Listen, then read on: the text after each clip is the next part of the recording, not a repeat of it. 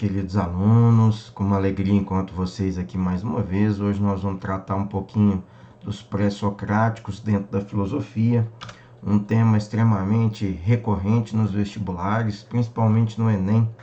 Então, inicialmente, para a gente tratar dos pré-socráticos, é importante que a gente fale um pouquinho sobre essa passagem do mito ao logos, né?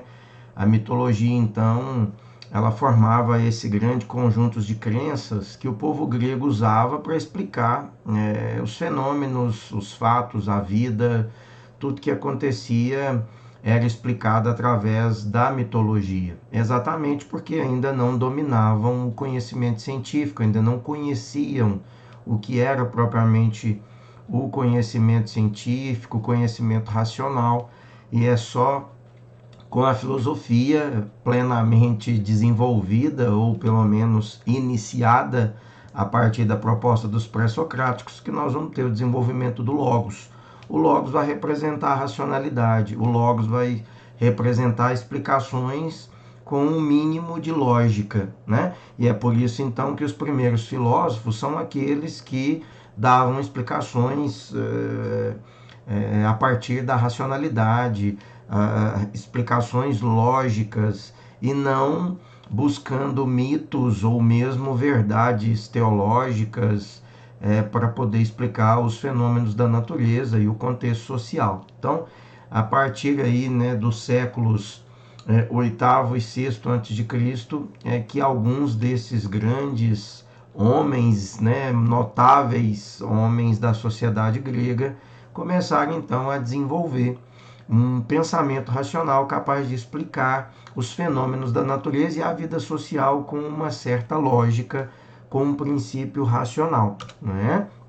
Então vai surgir a polis grega é um marco, né, do desenvolvimento racional, é o espaço ali da ágora, né, o espaço em que os debates aconteciam, é o espaço em que os fundamentos lógicos e racionais aconteciam, e é exatamente a partir do surgimento da polis grega que nós vamos ter uma proposta clara de desenvolvimento racional, né, de explicação lógica. Tivemos então o surgimento da escrita como um dos principais marcos do surgimento da filosofia, lembrando mais uma vez que a filosofia surge exatamente quando surge essa ciência que explica racionalmente os acontecimentos sociais, mas principalmente os fenômenos naturais, os fenômenos da natureza. Então, o surgimento da moeda, o surgimento da polis, o surgimento da escrita, as grandes navegações, vão representar para nós um cenário de antecedentes capazes de marcar o início, então, da filosofia. Lembrando, mais uma vez, quem é o filósofo dentro desse contexto? Exatamente aquele que dominava uma explicação lógica para esses grandes e principais fenômenos naturais. Então, a escrita, o alfabeto grego, ele marca para nós, né, naquele cenário entre o século 8 e 6 a.C., um princípio de racionalidade, né? A maneira de você colocar no papel, de você reduzir a termo, escrever, redigir, né, processos históricos, grandes acontecimentos, marca a comunicação entre as comunidades, né? E é exatamente a partir da escrita e de uma organização racional para números e escrita que nós vamos ter uma proposta clara de desenvolvimento racional, né? Então tá aí a moeda, né? O surgimento da moeda é outro marco inaugural aí dos fenômenos históricos, dos antecedentes históricos que vão marcar para nós esse princípio de racionalidade. Por que a moeda, aqui eu coloquei 6 amostras de moeda, né, gregas, né, do período histórico. As fotos estão até bem nítidas e dá para a gente perceber que há uma esfinge, que há números, né? Numa delas a gente vê a figura aí do escorpião, na outra a gente vê a figura de um cavalo alado, na outra a gente vê a esfinge, o rosto de pessoas, na outra nós vamos ver aquilo que seria mais ou menos uma espécie de um polvo, né? Que a gente encontra hoje ainda, né, no mar e na natureza. Então, quer dizer, surgimento da polis, a vida urbana marca um princípio claro de racionalidade. Depois o desenvolvimento do alfabeto, as formas de comunicação e aquilo que a comunicação trouxe em termos racionais. A organização de letras e palavras, a composição de palavras com a capacidade de repetir aquilo que se quer comunicar, né? A organização, né, da escrita. Depois a moeda, o que equivale a valores racionais matemáticos. Uma coisa era a gente trocar 1 quilo de farinha por 1 quilo de sal, né? Outra coisa era você trocar cavalo por galinha, né? Seria pelo peso, seria pelo tamanho, seria pela importância. Como que seria o cálculo matemático capaz de aferir o preço do cavalo com a galinha? E é exatamente nesse contexto que vai surgir a moeda e a importância dela para o cálculo matemático, a racionalidade, o raciocínio lógico. Logo depois vem os cálculos racionais ligados à distância, o cálculo, né, desenvolvido aí para terra, as porções de terra, que para nós depois mais tarde vai chegar ao alqueire, né? O cálculo entre o casco do navio, a margem, né, da terra, a margem em que esse barco, né, tá lá no meio da água, próximo à praia até a margem, né, o desenvolvimento de um cálculo matemático. Então, tudo isso vai formulando racionalmente o desenvolvimento lógico de conhecimentos e técnicas capazes de desenvolver plenamente a filosofia, e é nesse contexto dos pré-socráticos que esse processo, então, vai desenvolvendo. Então, do mitos ao logos, é importante a gente lembrar que o homem grego, ele começava a viajar, ele começava a ter contato com outras comunidades, ele também começava a receber visitantes, né?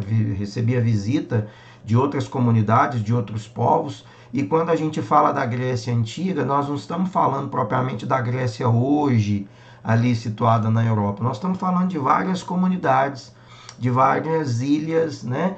Principalmente ali naquela região da Jônia, da Ásia Menor, que daqui a pouquinho eu vou mostrar um mapa para vocês. É ali que vai surgir os grandes e fantásticos homens capazes de desenvolver conhecimento técnico, de desenvolver a matemática. É ali que vai surgir Pitágoras, é ali que vai surgir Anaximandro, é ali que vai surgir o nosso outros matemáticos como Heráclito, Parmênides, né? Vai surgir vários pensadores, alguns usando a água como elemento natural, outros o ar, outros a terra, outros o fogo, né? Mas é dentro dessa natureza, do Pitágoras e do Tales de Mileto, sobretudo, que nós vamos ter os dois primeiros iniciantes e formuladores do pensamento racional, capazes de desenvolver, então, essa primeira proposta de filosofia, né? Então, as cidades gregas caminhavam, né, para um auge econômico e cultural. Isso vai requerer, então, explicações um pouco mais bem elaboradas, né? A arte começa a desenvolver a técnica para fazer uma pirâmide. Pirâmide, no caso, eu quero dizer a estrutura, né, que sustenta os prédios, as pilastras, palmiforme, né?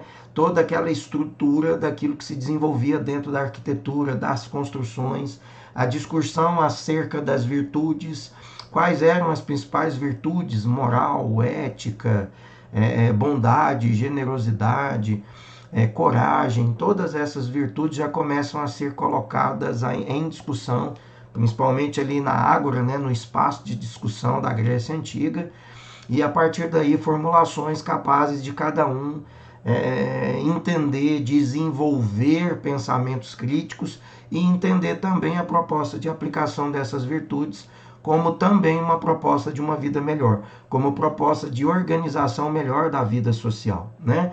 Então a filosofia ela vai surgir dentro desse contexto como herdeira daquela mitologia que caminhou para o logos, que caminhou para explicações lógicas e racionais, mas com uma missão clara. E qual é essa missão clara que essa filosofia surge vai trazer?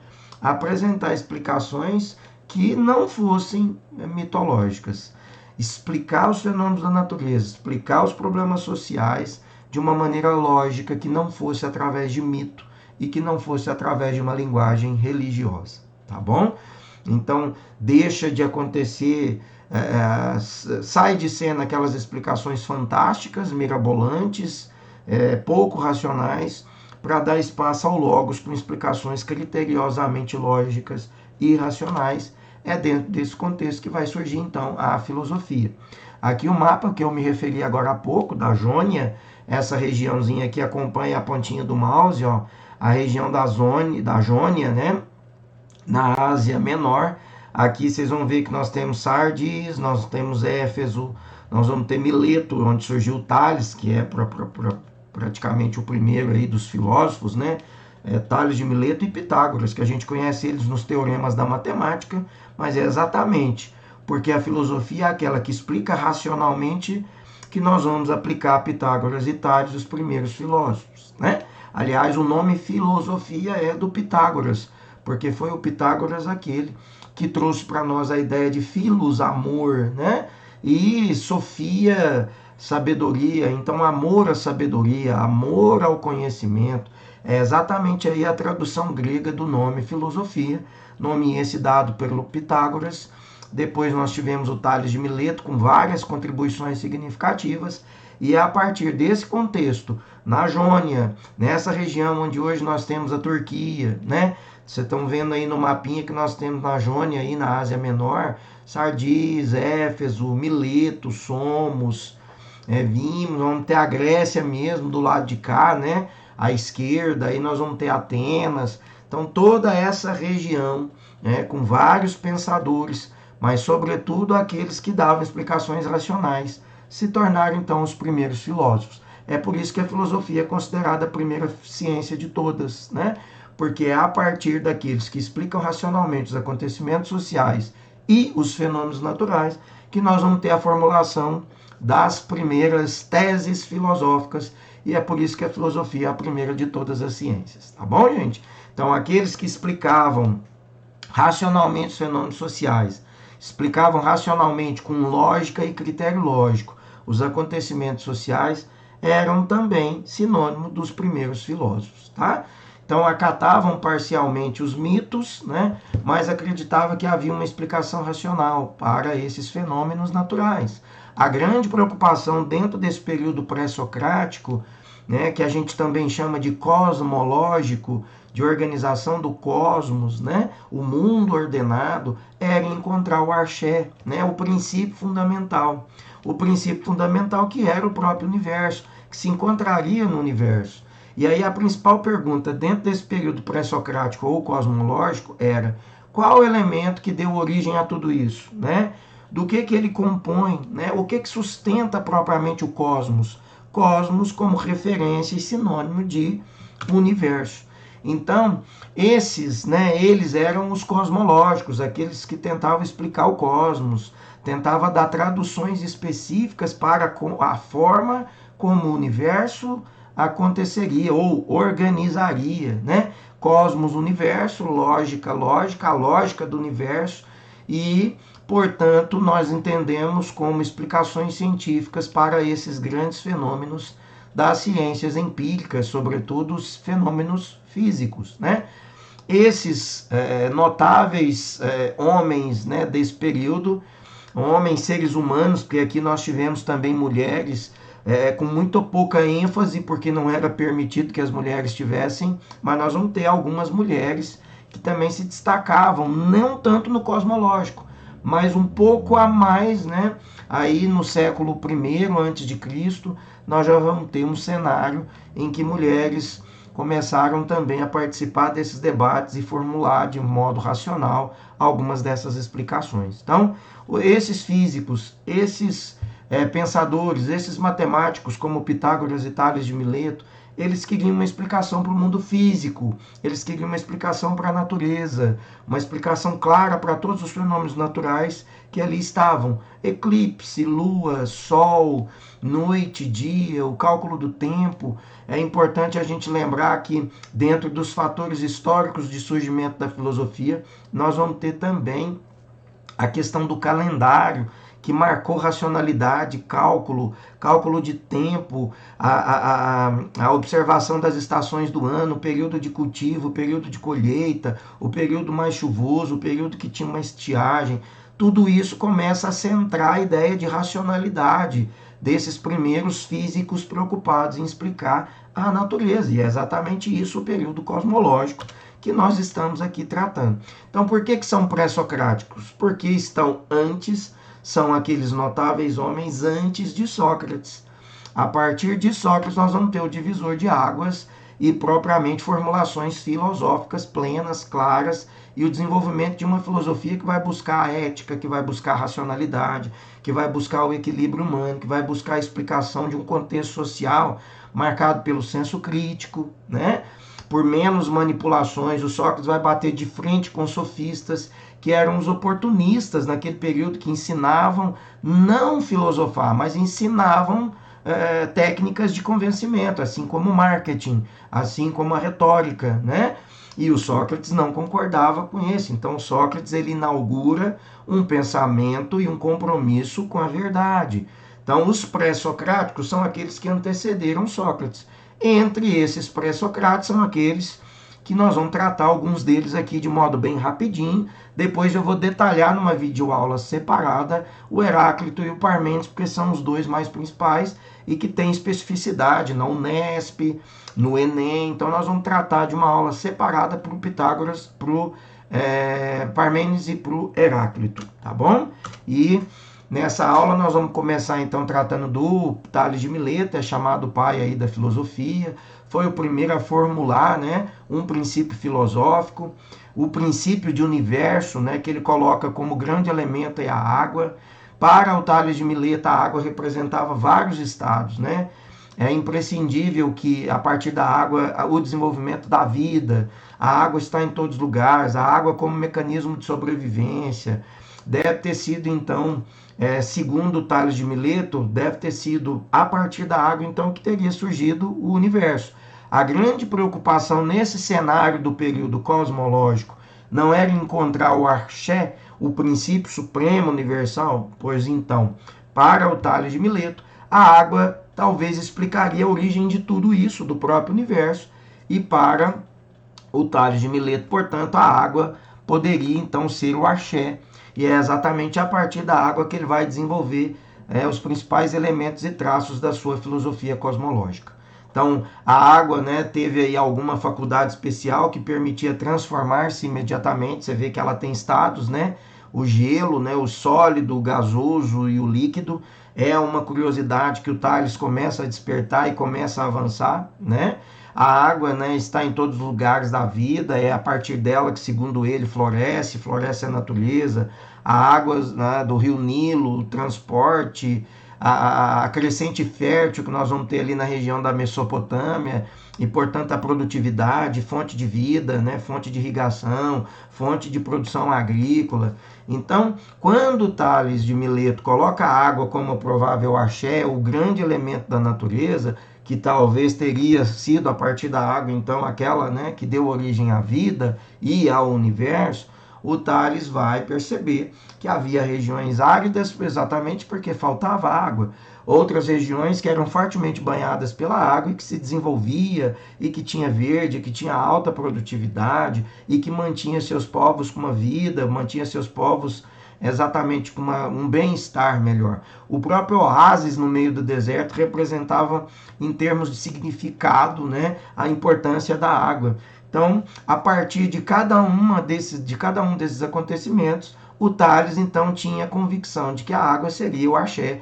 É a partir da água então que surgiu o universo, que era uma das grandes preocupações desse período cosmológico, tá? Então, explicar logicamente aquilo que se diz que é, né, o que difere um do outro, basicamente a filosofia surge então para se opor à mitologia, para se opor aquelas fantasias, né? Se acreditava que tinha dragões, se acreditava que tinha ali animais peçonhentos, monstros gigantes no mar, e exatamente pela dificuldade de se ganhar o mar e descobrir o intercâmbio cultural com outros povos, é que atrasou muito o processo de desenvolvimento da filosofia. A partir do momento que se percebe que o mar, que o oceano, ele não é habitado por todas aquelas fantasias mitológicas, começa então o processo de desenvolvimento pleno da filosofia e exatamente o desenvolvimento do intercâmbio, da comunicação, e o processo racional então se desenvolve muito mais rápido. Então os mitos são representados dentro desse período como aquele que fez uma barreira.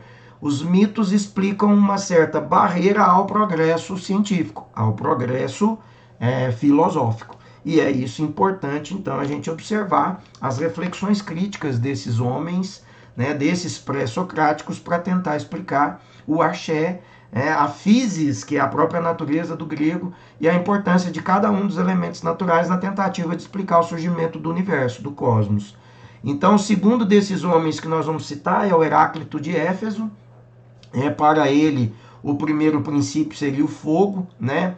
O ar de vir a ser, né? O panta rei, tudo flui, tudo transforma, é o devir, né? Que na aula detalhada de Parmênides e Heráclito eu vou explicar com detalhe isso, porque senão essa aula vai ficar com mais de 1 hora. Então o panta rei, o tudo flui, que indica para nós exatamente a ideia do devir, da transformação, de que tudo está em movimento, tudo se transforma, que é a realidade para o Heráclito do que seria o próprio universo, do que seria o próprio cosmos, né? Esse constante movimento, então, faz com que as coisas surjam e desapareçam, né? Continuamente, sem nunca ser. Quer dizer, as coisas acontecem, as coisas transformam, e é exatamente nesse devir, nessa mudança, né, nesses elementos que se transformam, o fogo, que ao mesmo tempo pode destruir, mas ao mesmo tempo protege, como por exemplo dos animais peçonhentos, de grandes animais que poderiam entrar nas cavernas e comerem, né, e comer aí os homens, as mulheres, os filhos, etc. Então o fogo que é proteção e ao mesmo tempo o fogo que pode ser destruição. Então para o Heráclito tudo muda, tudo se transforma. As coisas não estão paradas e não estão prontas, o que mostra claramente a ideia de movimento dentro da filosofia cosmológica dele. O segundo grande, fantástico pré-socrático é o Parmênides de Eleia. Ao contrário do Heráclito, ele vai dizer que as coisas estão prontas, já estão paradas, que não há movimento, né? Tudo que vemos de movimento não passa de uma ilusão, segundo o Parmênides, né? Causada pelos nossos sentidos. É o primeiro, então, a dizer que os sentidos podem nos enganar, que a gente não deveria confiar nos sentidos como visão, paladar, audição, tato, né? Olfato, que é o primeiro a dizer que os nossos sentidos nos traem. Depois, mais adiante, nós vamos ver outros que repetiram essa mesma tese. Entre eles, nós podemos lembrar aqui o próprio Platão e depois, mais adiante, o René Descartes e outros racionalistas que defenderam a tese de que os sentidos nos traem, de que os sentidos nos enganam. Então, para ele, o princípio, né, do universo é o ser. O ser explica tudo, né? O ser é o eterno, é imóvel, ele já está pronto, ele já está acabado. É mais ou menos como aquilo que o Platão vai dizer para nós, que já habita em nós a racionalidade. Então o Parmênides tem uma ligação com Platão, enquanto que o Heráclito tem uma ligação com Aristóteles, porque tende ao empirismo, tende à ideia, né, da experiência, da transformação, da observação. Tá certo, gente? A aula detalhada depois por Heráclito e por Parmênides. Pitágoras de Samos, da região de Samos. Você vê que aí há uma referência numérica, né, para o Pitágoras, exatamente porque é dele o teorema de Pitágoras, o famoso, que a gente estuda até hoje na matemática. O princípio, né, o primeiro princípio para ele são os números, né? Observamos então o universo e percebemos a presença do número em todas as relações. Para o Pitágoras há uma relação numérica em tudo, o que indica para ele que seria a origem do universo e a explicação racional que todos eles, pré-socráticos, buscavam para explicar racionalmente a origem da vida e a origem do universo. Tá? O Pitágoras, então, vai dizer que esses números, ele vai observar o universo, para ele há um código matemático nas relações universais. Mais tarde, outros, né, filósofos também disseram isso, né? O próprio René Descartes defendeu essa ideia, o Newton também defendeu essa ideia, o Nicolau Copérnico defendeu também a ideia de números como se fosse um código universal, como se fosse uma pista, né? Uma sinalização do universo. Então os números têm de fato uma ligação marcante com a ideia, né, da observação do universo e a maneira como os astros se posicionam e os fenômenos naturais, os fenômenos físicos advindo da organização desses astros, né? Então Pitágoras vai dizer que em toda essa complexidade do universo há uma harmonia e há uma extensão. Então, para ele, por exemplo, desde as músicas até os fenômenos climáticos, como inverno e verão, há uma relação direta com os números. Então, para o Pitágoras, os números explicariam tudo, assim como para o Tales a água explicaria também. Então, o fenômeno natural, o axé, aquilo que explica o universo, seria então os números, tá bom? Exprimindo e compreendendo e mensurando então através dos números. Anaxímenes, né, vai pegar o princípio eterno, o ar, né, a ideia de axé no ar, partiu então do princípio material encontrado na natureza, e a partir do ar ele vai dizer que há uma composição que deriva do ar, né? E o universo mesmo depende desse ar, de acordo com a ideia do Anaxímenes. O ar pode transformar-se em condensação e, portanto, chover, a nuvem, que a gente aprende nas aulas de física e de química, né? Em água e terra, e por rarefação, né? Em fogo. Então ele explica que todos os outros fenômenos que a gente encontra nesse universo derivariam do ar, né? É o entendimento do Anaxímenes. O outro importante pré-socráticos é o Empédocles, né? Para o Empédocles, ele divide nos 4 elementos naturais, né? O primeiro princípio, então, seria a agregação ou a desagregação desses 4 elementos: fogo, terra, ar, né? E água. O que a gente explica em filmes como, por exemplo, o Avatar, em vários livros que a gente tem escrito, em verdades, sobretudo no mundo oriental. O próprio shintoísmo se baseia na estabilidade desses 4 elementos naturais. Então, o primeiro a criar a ideia dos 4 elementos, do equilíbrio dos 4 elementos, que pudesse gerar e desenvolver, né, criar um universo, é o Empédocles, que vai dizer que, na verdade, nós temos 4 elementos que criaram inicialmente o universo, e esses 4 elementos é o fogo, terra, água e o ar, né? O Empédocles de Agrigento, ele vai dizer também, né, que cada elemento, por ser ele eterno, né, e incorruptível, eles permanecem os mesmos. É uma herança deixada, né, dos eleatas, né, dos antigos, tradicionalmente, que antecederam aqueles que habitavam e habitam naquele contexto as ilhas da Jônia, as comunidades ali da Jônia, dentro da Ásia Menor, né? Então, essa herança ela é contínua de agregação e desagregação.